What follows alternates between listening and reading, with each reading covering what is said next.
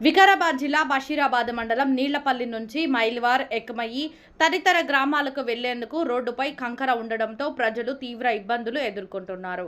ముఖ్యంగా motor bike వాహనాలు, ఇతర భారీ వాహనాలు వచ్చినప్పుడు సైడ్ తీసుకునేందుకు ఇబ్బందులుగా మారాయని ప్రజలు పేర్కొంటున్నారు.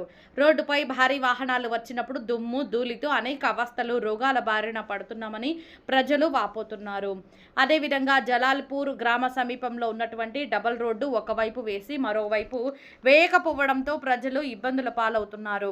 సంబంధిత శాఖ ఉన్నతాధికారులు స్పందించి త్వరగా రోడ్డు వేయాలని ఆయా గ్రామాలకు చెందిన ప్రజలు, రైతులు విజ్ఞప్తి చేస్తున్నారు. మా ఊరు జలాల్పూర్. నా పేరు జయేంద్రప్ప.